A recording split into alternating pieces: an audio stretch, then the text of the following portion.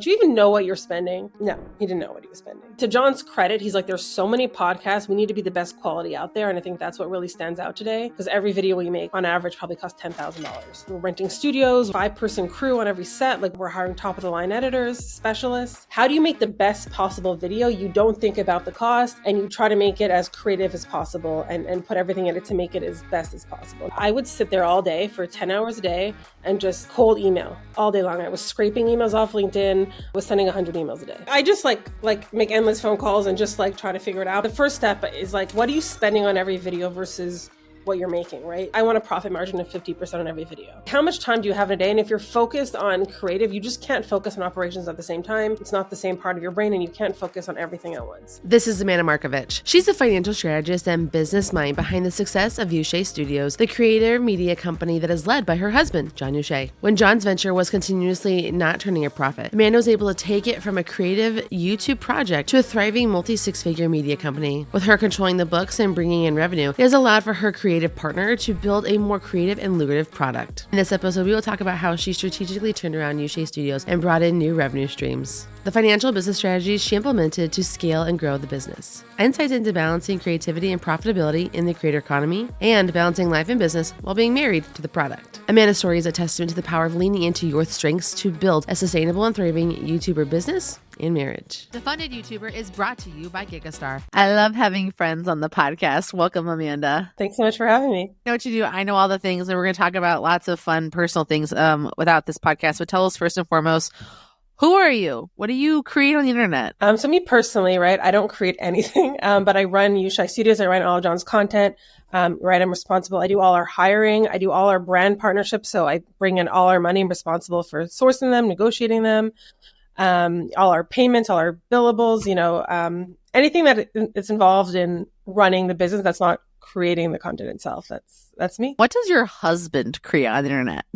Yes, that's a bit. Well, if you've seen his channel, right, Jon Youshei, we interview huge creators from MKBHD to Mr. Beast to Dude Perfect. And so we're doing, some of them are long form 2-hour interviews, and we're trying to educate other creators on the creator economy and what other people are doing and how to run and launch their creator businesses. And so I don't want to focus so much on how Jon got here. I think if people want to know about Jon, you can go check out his YouTube channel and check out his journey, because he's like from YouTube and Instagram. He's spoken everywhere.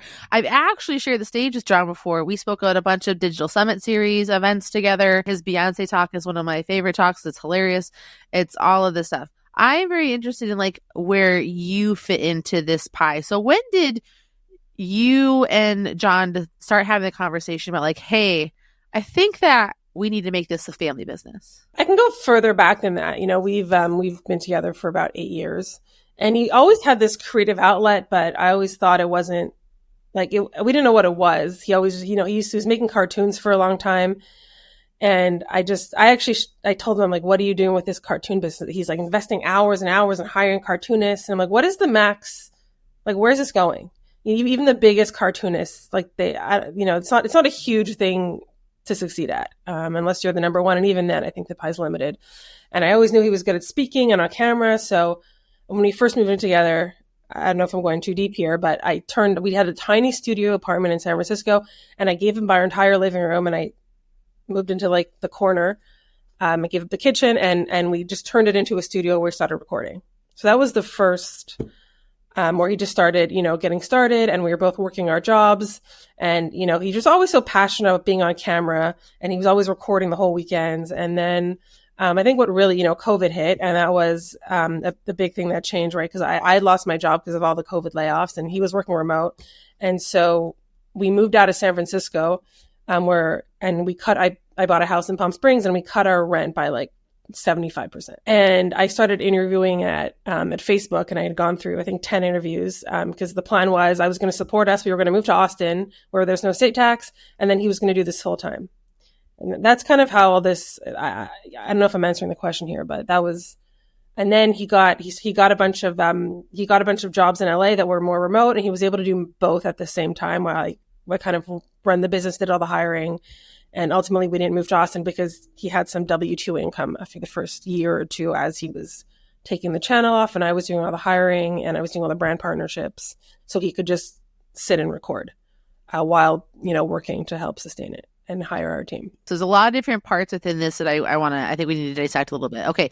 So you're living in San Francisco, you're working a job. He is getting started as in this like creator journey, like working for himself. Okay, perfect. I get that. Okay, so then COVID comes and everything changes for you because not only did you lose your job, but it's a really great opportunity. Like honestly, if you're ever gonna dive into like creator education, like the start of COVID, like the perfect time to do it. Like if especially as we look at it in retrospect. Yeah. So what was Jon doing from like a business perspective at that time? Like what was the business and income part of it that he was running? How did that look? What was it doing? All that stuff. At the beginning, honestly, like almost, I mean, the income was just coming from other jobs and consulting that he really earned from his career working at YouTube and Instagram and the contacts, nothing really to do with the creator business that we were trying to build. What was a big pivot or helpful actually was Clubhouse. Funny enough, Nice. Jon was on Clubhouse relatively early, and there were all these like huge creators trying to get on Clubhouse because at the time everyone was like, "Oh, is this the next big thing?" Right? Everyone like it seemed like it was popping off, and so these huge creators wanted advice from Jon about how to get in on Clubhouse because he was the expert, being there a whole 2 weeks before them. And so that's how we first started. He did interviews on Clubhouse with Danny DeVito, with Logan Paul, with Youssai Lacine, which is Nas Daily. And they were willing to give those interviews because Jon was the Clubhouse guy. And so that's kind of how we made those initial contacts and got those initial interviews, which is interesting, which is a COVID thing. How did he become the Clubhouse? Just because he got on there early? Like how did he become the Clubhouse guy? Yeah, I mean, he just got on there really early. Was spending. That's actually really telling. Being the first in on something is a really great way to like become an expert in it. That's honestly like I feel that in my soul because that's what I was with StreamYard. Like I had this StreamYard video from like 2019 or something like that I had made, and it blew up from COVID because everyone was like trying to figure out how to live stream and do stuff, and they're like, well, this is the only video I have that kind of walks us through how this platform works. And so I became like the StreamYard girl. And it was just this interesting like thing how like you dig into things like totally on accident that open up a lot of really great doors for you though as well. So how did he pivot from Clubhouse to YouTube? We were posting those videos when we got access, right? He flew to Costa Rica where the Paul brothers live. And he took that interview. So once he had the contact from Clubhouse, right, he went, and that was our first like big YouTuber interview. He did some smaller people, but you know, they're pretty huge creators.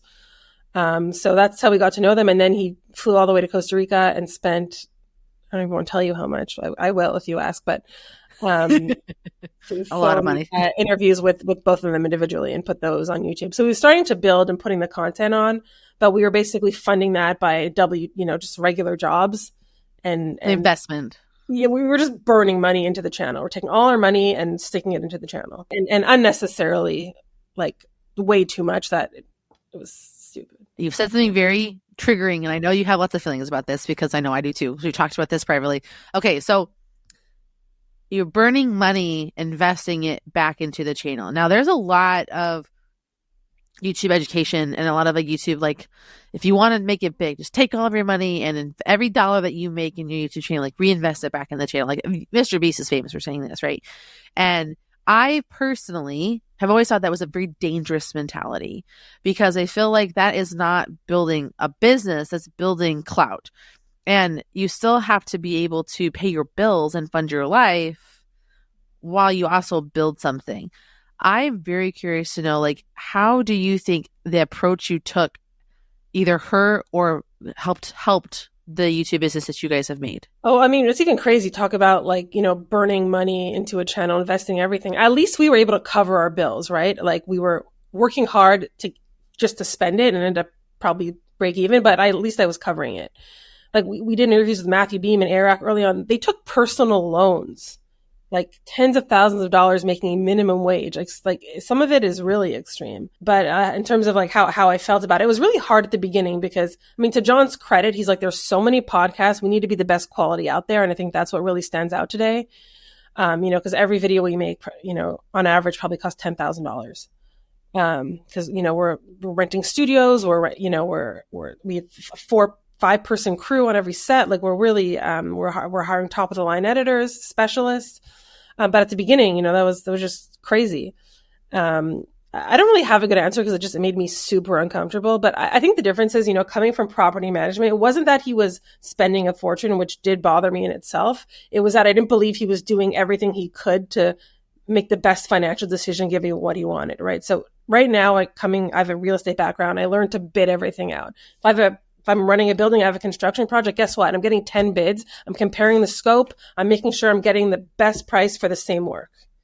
And he doesn't do that. He says, hey, who do you know? Oh, you're $1 million? Cool, let's hang out. Like that's, that was his approach, is referrals, which does vet people in a certain way, but it doesn't necessarily vet price or other things. So he just hired like the first videographer he knew. And I could tell you, compared to what we pay today, it was about 15 times more than what I spent on a videographer for the same work. Yeah. So I think that was, I had a hard time, like at first, just agreeing with, hey, let's spend this much on a video that makes no revenue. But yeah, my bigger concern was, hey, are you trying to at least approach this in a financially responsible way? So do you think that he was letting quality, not price, and responsible spending dictate the growth? Yeah, and honestly, he's like a creator first. And I actually think it's really good he's like that, because how do you make the best possible video? You don't think about the cost, and you try to make it as creative as possible and put everything in it to make it as best as possible. Not that budget isn't important. Of course it is. But I think it's a good mentality if you're thinking about content, is how do I make it the best? And then how do I reel it in within this budget, instead of starting at how do I make the video here, right? So his job is to say, what could I do if I had $1 million? And my job is to say, okay, do it for 10.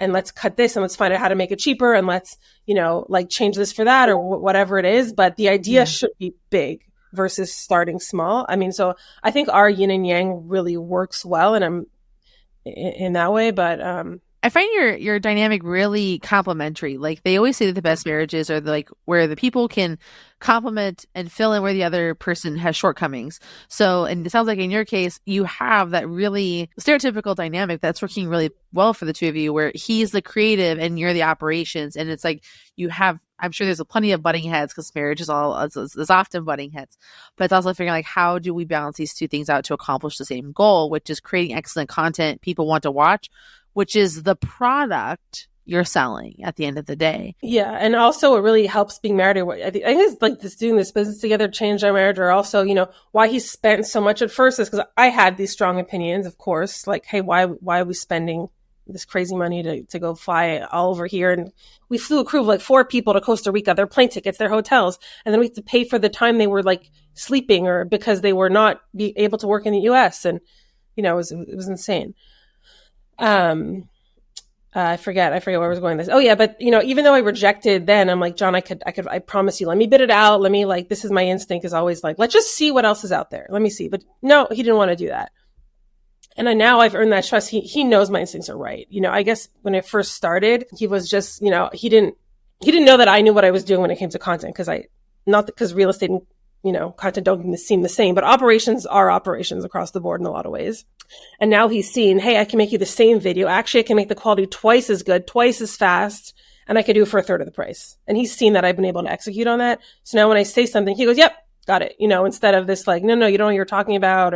So it's funny because it affected our business and our marriage in a really positive way in that sense, where I have his absolute trust, like, across the board when it comes to executing on, on the operational side of this. That is so interesting, because you would think being married, like, you already had the trust, but it's almost like you had to like earn it in like a different way. How did you go about getting that? Because there are a lot of people that, like, I could never work with my partner. Like me, I don't think I could work with my partner with where we currently are in our life. We work our family together. Like, that's everything. Like, the business, like, don't touch it. Like, that's my thing. How have you done that? I think I just took over and I just did it. Like, that first one was our first one. And I wasn't super involved. I also was hesitant about leaning in, because, not that, like, obviously the creator economy is amazing and it's a lot more interesting what I'm doing now. But my identity now, sometimes I struggle with, like, hey, I'm your wife and I'm your business partner and everything I am is wrapped up in who you are.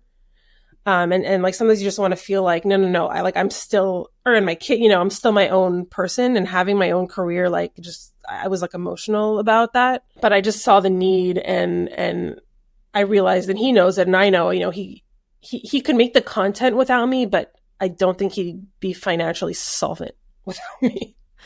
I think that there's something wrong with like that area. And I think this is one of those things like it's like you need to know what you're good at. Like he's good at creating and he's not good at finance and operations. You're good at finance and operations. You're not good at creating. And like I think you can really see that in two different like you very openly have said like I am not the public face of this business. Like stop trying to put me in front of people. But it's just one of those things like but you have such an incredible skill that you've been able to hone through this operations thing that's been able to help so many other people as well. Like I said, I just got to see you speak at Vid Summit at 2024 on stage talking about like how you built brand operations and sponsorships and things like that, which is always really helpful. Like literally people are like hooting and hollering like you were teaching a sermon while we were in the crowd.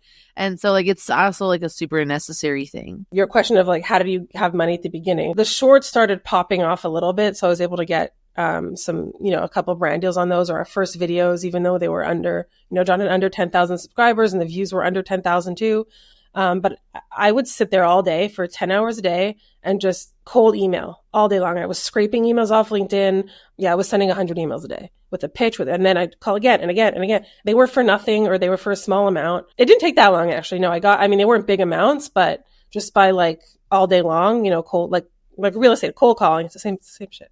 You're just harassing people for, trying to get a deal. And our first one was Microsoft on a short. And that was like not even a year. I think that was like less than a year in. And I did that for $2,000. And the video, it was just, he started doing these on the street things, started popping off. And, I would go with him on like, sometimes it was me, sometimes it was his cousin. We just hold the camera as he was interviewing people in LA on the street. And those cost nothing to make. And we started making like really good margins on the shorts, but obviously the long form took longer to take off and it would cost a lot more money. And then I started getting some significant partnerships on the long form, same thing, just by pitching all day long. Yeah. And I think it's good to know. And we'll talk about like your income streams and like how they've come about in a moment for sure. When we were talking though about the yin yang of like where you're at and like what you've been doing and how it all works. My biggest question is how did you fix it? When you had come on to help Jon with managing USAI Studios, it was in a spend and it was like make and spend. How were you able to fix it to be, obviously you talked about how you negotiated things and you got some pricing down and things like that, but what were the things that you had to put into place to help fix it so that it could run more like a business and less like a fly by the seat of your pants kind of a thing? I mean, it still is fly by the seat of your pants in a lot of ways. And I did a lot of what I talked about, but I guess initially what I started to do was I wasn't fully, first I was kind of part-time, just helping on the side. I mean, now I work 67 hours a week, and it's crazy. But I just came in and forced him to do this. So the first thing I did, to his credit, I think like how much time do you have in a day? And if you're focused on creative, you just can't focus on operations at the same time. It's not the same part of your brain and you can't focus on everything at once. Right. So I came in, I'm like, do you even know what you're spending? No, he didn't know what he was spending. No, he just was, or the problem too was like, okay, he's trying to make a video. It's a creative process. It's okay. Make it red, make it blue, and move the thing here because he's very involved in the edit. And instead of having a clear idea of, hey, this is what I want for the edit, really thinking about it, he's going to his editor who, costs, by the hour, and it adds up. Put it back. No, put it like this. No, put it back. No, put it like this. And all of a sudden he racked up another 300 hours of editing by making micro changes that he could just like edit in Photoshop or like try to get an idea or really focus those billables on things that matter. So, I mean, I came in and I just saw, like, I looked at it. I did all his bookkeeping. I went through the whole thing and I started organizing our books. I started doing ROI per video. I categorized every single video I made project files of, I tagged it by video of 20 different contractors and carefully saw the brand deal versus the spend. I also saw the number of hours he was spending per video. And then I was comparing the hours on every video to compare them. Like, okay, this one he spent 100 hours. This one he spent 20 hours. This one he spent 40 hours. Like, why is there no consistency? So I really tried to templatize or at least have benchmarks. I want you to spend 30 hours on this video. That's what we're able to do. And I want you to we have to hit an ROI of this. Once you hit this spend, we're going to talk about it. We're going to see where you are. Right. So I just really came in and set some serious parameters and check-ins at a certain point of the process. And so, I'm like, hey, Jon, you realize you spent X, you have 2 more hours to get this done. That's not always possible. And sometimes we make decisions of like, oh, who cares? This is a great interview. We're just going to spend it all. And other times I'm like, no, let's just stop here. It's good enough. So I really just reel them in, and I've just set parameters.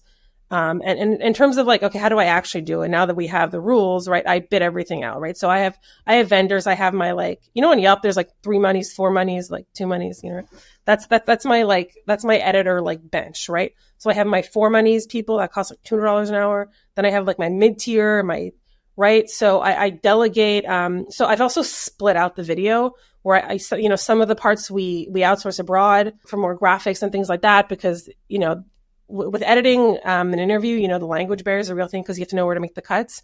But for graphics and things, our team is phenomenal. I figured out how to divide different parts of the video at different price points for our editing. So that's how. So I've reduced our cost by like 35%. I think that's important, and like having the organizational system is really important. How can creators figure this out for their own businesses and do it themselves, or find someone who can? I just like make endless phone calls and just like try to figure it out. But the first step is like, what are you spending on every video versus what you're making, right? So I want a profit margin of 50% on every video, or that's my goal. I don't always get that. I at least cover my costs on every single video. And, when I'm doing brand deals, also it's hard because we're unlike other creators who just can work on their own schedule. I'm dependent on like creator celebrities. So they're like, okay, come tomorrow and you have 4 days to get this out. Sometimes I just take what I can get because I want to cover something. But most of the time I do hit that 50%. What I did was number one, I split out the video between our intro, our story edit, and our graphics. So can you divide your video? Are there different parts that you could do different price points? Can you outsource stuff so it's cheaper? I also have a Rolodex of a lot of different contractors that I have a lot of options. I spend 10 hours a week recruiting just to make sure I always have a backup. I know what all the prices are. I'm always thinking about how I could possibly get it cheaper. And then just always, I try to do long-term brand partnerships. So I always have it covered. I've never made a video in 3 years that hasn't had a brand sponsorship on it. So my question is to reinforce the question. So what can creators do? What do they need to do with their businesses, with their systems, with what they're creating? How can they make sure that they are building sustainable businesses versus just being willy-nilly creators? Well, I'm just trying to share, what I did. And I think, I don't know if would this apply to you? Like, can other creators do the same thing? Like, would you be able to say, here's my video. I have a 2-hour edit. Here are 5 editors at 5 different price points that I could start with the cheapest and only use the higher ones for certain portions of the video. So I don't know how this would apply to other creators, but I would just say, don't take the easy route, always interview all price points all around the world. And just, did you do your absolute best to get this cost as low as possible? And are you also monitoring the hours you're spending to set a benchmark of, hey, I need to do this in 10 hours at this price? And if I'm not, why not? And evaluate that. I think what's important, and this is taking what you've said and putting it into checklists. That's what I love, making a checklist, right? Making things really easy to I think observe. It's one thing. It's looking at what you're creating and figuring out okay, what are the parts? Like you said, you have your intro, your middle, your end. You have the parts that you do, like a graphics. You have the editing. You have the parts. So it's being able to understand the formula and parts of your video creation process and what you're doing, so that you can know what parts are, what is needed for each part, so that you can then have the right systems of people in place to make them work really well. And so it sounds like the secret too within a lot of this is having people resources. I love you said a couple times I have a Rolodex of people that I can turn to, or I know how much they charge, I know what they can do, I can set them these turnarounds, and this is how it works. So I think having the right catalog of people to support you, knowing what all of your parts are, and then also knowing how long everything needs to take to get done. Those are 3, I think, really valuable points that you've brought to us that allow for us to understand these are the things that we got to look at in our creator businesses so that we can systemize and streamline and be effective. Because YouTube is about creating on a regular, consistent basis. And a lot of us are doing this every week. It's hard. And sometimes you get wrapped up in the creative and you're like, oh crap, I actually have to publish this eventually. I got to stop micromanaging all of the pieces, and having those other things in place is really helpful. Yeah, or I have an example. Right? Our intros are the most expensive part of our video. We're basically hiring people who have worked on some of the biggest movies or TV shows on Apple and Hulu. Our intros are are really high level and they're very expensive to make, right? So to minimize the time, we used to spend double. We have an on-staff writer, script writer, right? He picks all the clips. He writes a script of the order of what the intro should look like. So when I send it over to my really high-priced editor, here's the order of the clips, here's the music, here's the script, stitch it together. You could do this in less than 8 hours, right? So, and before they were spending their time looking through footage or looking through. So this is just an example of how do you take someone cheaper or that's already on your team to minimize the work of someone who's more expensive. That's huge. Like that's quotable. How can you find a way to use the cheap person to help the expensive person get your stuff done? I think that is huge. And I don't even think it's like the cheap person. It's more like there's the specialist and the person that's kind of always there. Like we have our VAs, our project managers, our people that are like our script writers on staff who get everything all packaged up to hand to like the talent. And that's also a process, right? That we define. Hey, your job is to watch the clips, to pick the clips, right? So that's something first it was one person just kind of, what do I do? What do I do? So I think of our business kind of, it's funny. I was like, what's an analogy of how I run this? And I feel like it's like a Ford assembly line. Oh, here's the intro portion. And this guy's job is to pick clips and do music. And then this guy's going to edit the intro. Step 2, while that guy is working on the intro, okay, you're working on the story simultaneously. We're cutting out all the dead parts. We're, leaving notes, and this guy's simultaneously working on the body. And then right after, the first time we're looking at the footage, we're like imagining as Jon's interviewing, okay, what graphics are working here? Now we have templatized graphics. So this guy's working on the graphics, the graphics specialist, as these other 2 parts of the video are happening. So it's kind of like I have a 3-component assembly line that's all working in unison. What makes our videos able to be edited in a few weeks versus a few months? A Mustang is put together by lots of people and lots of parts and lots of systems for one really great car. And everyone is like, your job is to put this screw here. Everyone is like their assembly line in the machine. And you're the one that oversees it and makes sure that car works good. See, Jon just gets to draw the car and drive the car. You have to make the car work. And I love that. Because we love talking about money and different situations that you have been in since you've been on Jon's team and been doing so much of the money management parts. Could you share with us maybe a bad money situation that you have been in? Like maybe it's like a sponsorship deal that's gone bad, or a situation where you guys bled money unexpectedly or something like that, so that we can learn from that experience. Definitely just bled money, or, I talked about some of the examples of just spending too much. And we had one brand that just like didn't pay us for a whole year that I wrote my own demand letter, and I just like threatening legal action myself. And eventually they, I got it back, which, that wasn't so bad, but it just sucks. You put all this work in and then you have to, or I'm often like, funny stories. What's really hard is, some of our shoots are not in LA where we don't know anybody.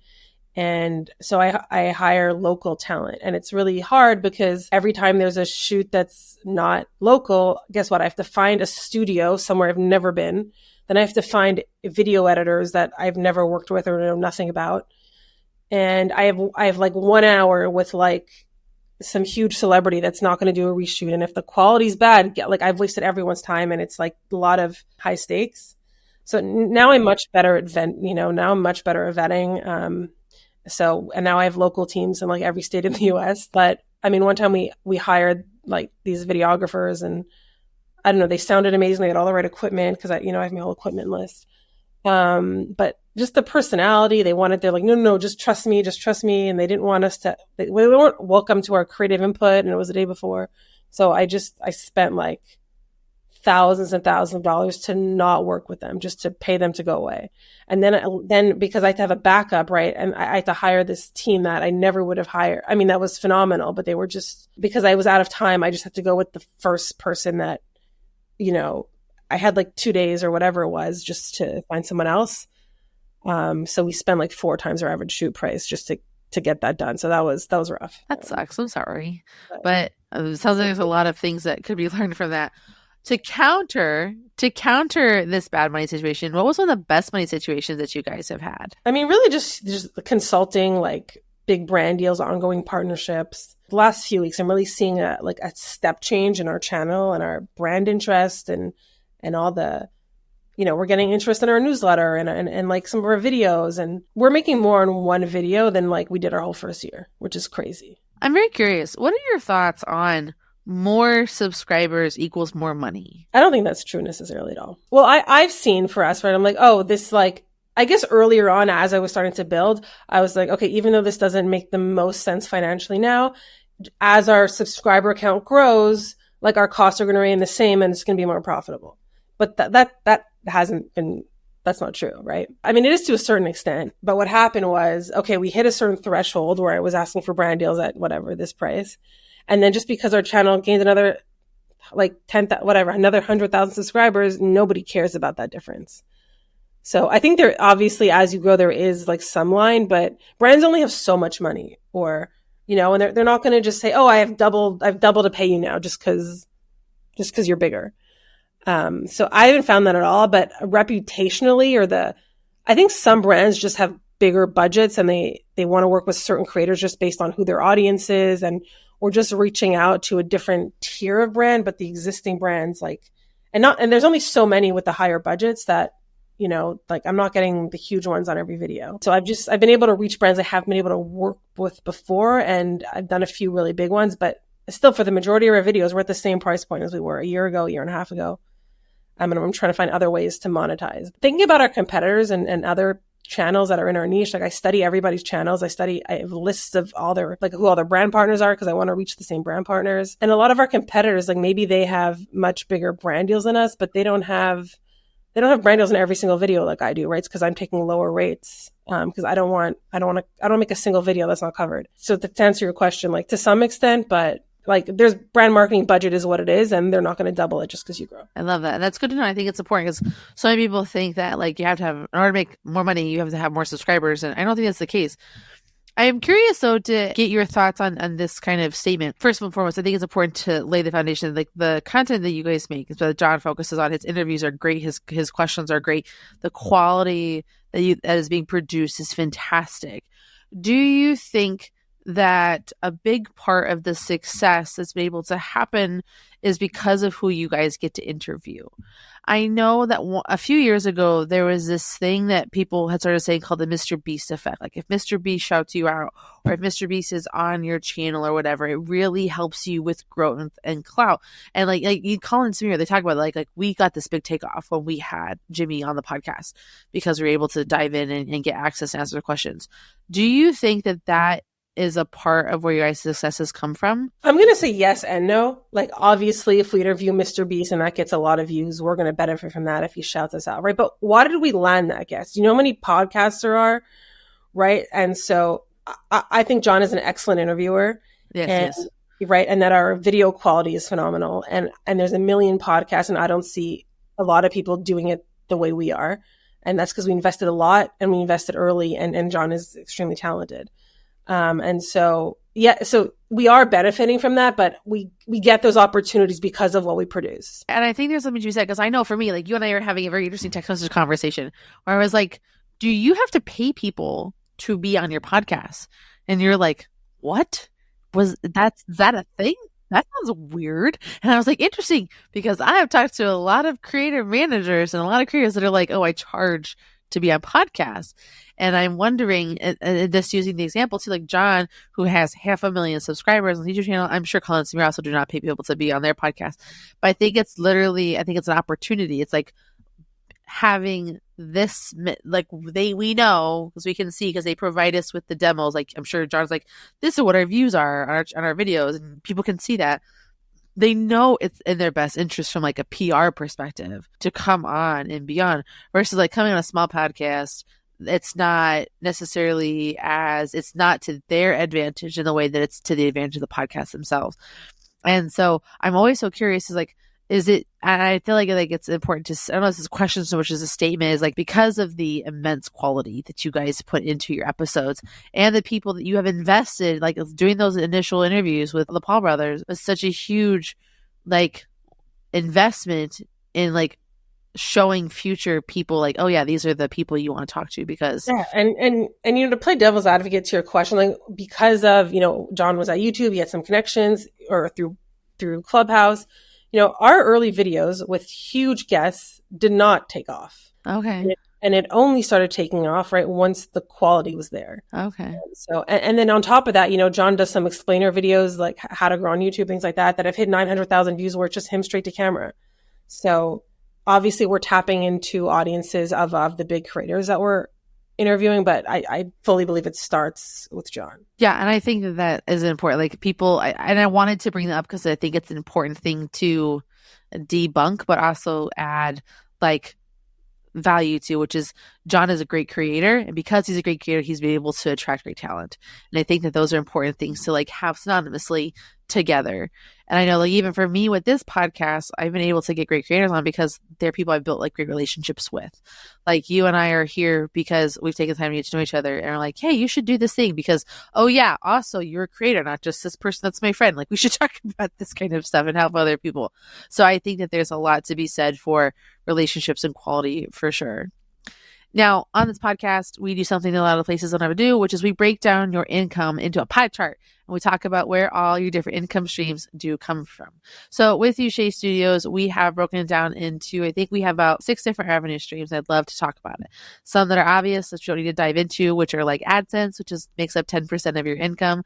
And I'm presuming that as your quality has increased of your content and the better interviews that you've been able to get, your AdSense has also increased over time. Yeah. I think it's still 10% because what happens is the AdSense goes up, and so does our income. So I'm not finding the percentage increase, even though we're making more on AdSense. Do you think AdSense, like the CPMs and stuff, have gone down at all, or is it just ours vary between videos? I mean, it stays around the same range. You could be right, but I haven't noticed that personally. They always seem to be about like the same range. Now you have sponsorships on here that makes up 40% of your revenue. You were very clear, like this is our biggest revenue stream to just come from sponsorships. What you guys have done that is so genius, and that I have been screaming from the mountaintops to people of all shapes and sizes, which is if you're going to build a creator business, you have to control your audience. And the best way to do that is with collecting emails. I love the emails that you guys send out every week to talk about the creator economy and things like that.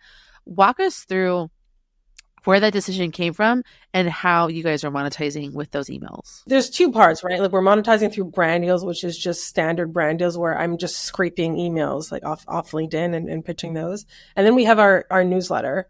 And it's really great to own, you want to own the real estate, which you actually, own the email address, so you're not at the whim of the, of the algorithm.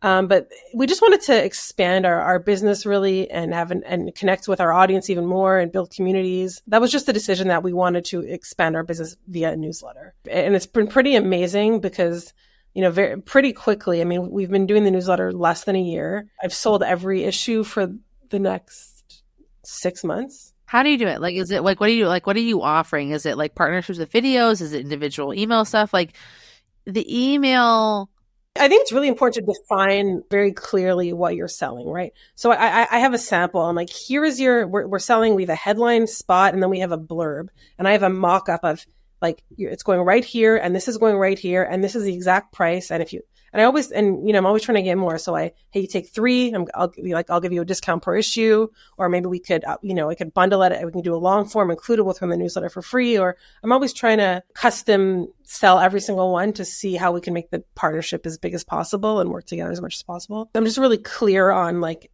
exact placement, when it's going out, what's being covered in the issue. So you really you can really buy into, the value we're creating in our audience and what you're going to get when you work with us. So the sponsorships that you sell are your emails, your videos. You also do short vertical videos.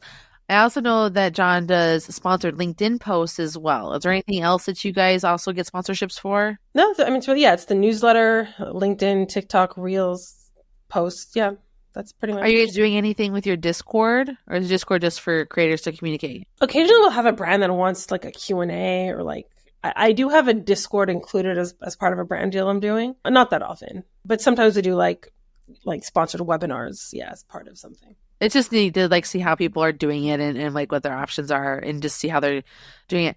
And I love that like the secret to like how you are getting sponsorships is just I'm emailing people until someone answers me back. And I think that is a totally undervalued way to say it. Like for me, it's LinkedIn. Like I'm up people's DM butts about like, hey, hey, hey, hey. When I scrape the emails off LinkedIn and I send a custom email, the response rate's higher. Oh, 100%. Like you have to customize. You can. Like you have some parts that are canned, but for the most part, it's got to be really. And then what you say makes a big difference, right? I've gotten much better at, okay, how do I price this? How do I pitch this? How do I frame it differently? So I've gotten much better at, of getting a response earlier. I mean, it could be because the channel is growing, but I think I'm also just kind of nailing in, hey, what should the copy be when I'm reaching out? What works really well is when you have a huge creator, I'm just going to say Mr. Beast, right? I'm using like a hook to gain interest, or the guests you're interviewing, people want to, and like just a catchy title, and right off the bat, I think I'm sounding really professional. Here are our rates. Here are the last 5 videos we're using. Here are all our demographics. Here are all our pricing and spots. And I have a really concise playbook. And I pitch different brands, like specific videos that I think they'd be interested in, right? When I talk to Shopify, I'm showing, okay, I've done research. I know these creators work with Shopify and have Shopify pages. So that's who they want to work with. And so, that's why my open rates are much better than they used to be, because I'm very customized in all my pitches. And I love that. I think that's smart. I love that you sell every episode as if like when you know who they are and who they get to be a part of, like it's all really strategic. And I think it's very smart.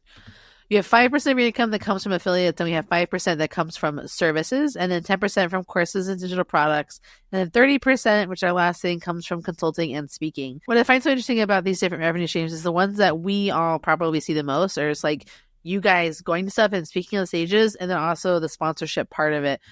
What are some of these smaller ones that you have, like the affiliates, the service, the courses and digital products? Like how are those small pieces a part of your brand, like that you offer to salespeople? Yeah, I mean, some of the affiliates I just find funny because not funny, but I like forget they're there because they're so insignificant. I mean, it just like links on like, the description in the YouTube video, and I'll just hear them and like, oh, we made $300 this month. Like, and it just shows up. I don't have much to say about that because I'm always just surprised when money comes in, but it's pretty marginal. They're just products. You got to think about though. It's pretty like, where else in your life did that just happen? Right? Like, oh, I just have surprise money that show. I was talking to my mastermind, and I remember I had like this like week where every day I had a different place that money like got deposited to my account, and I was like, how we make money is so weird. Yeah. So yeah, just from like all our favorite tools that we get some affiliate on those.